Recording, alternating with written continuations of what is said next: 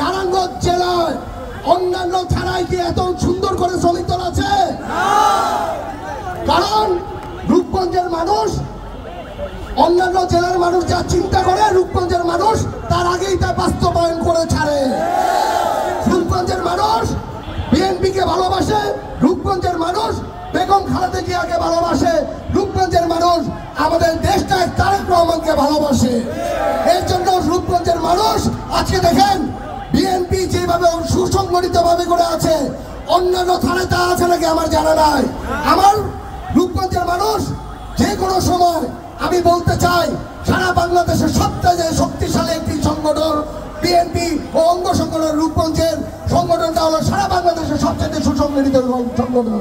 আজকে আমি শ্রমিক ভাইদের উদ্দেশ্যে কয়েকটা কথা বলি।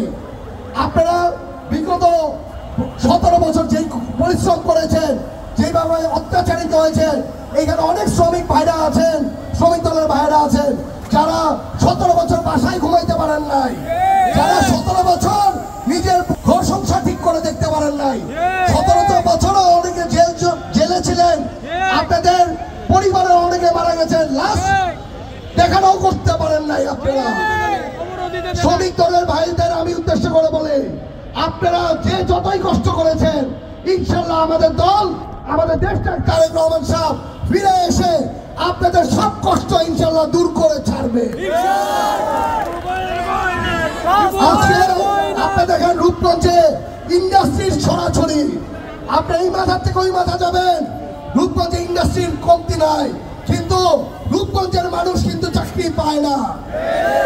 রূপগঞ্জের মানুষকে ওরা চাকরি দেয় না, ওরা রূপগঞ্জের মানুষকে বঞ্চিত করছে।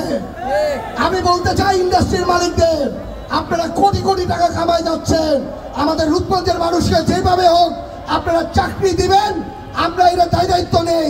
কারণ রূপগঞ্জের মানুষ আপনাদের ফ্যাক্টরি থেকে কোনো সমস্যা ফেলাবে না, তারা আপনাদের ফ্যাক্টরিকে পাহারা দিয়ে রাখবে ইনশাল্লাহ।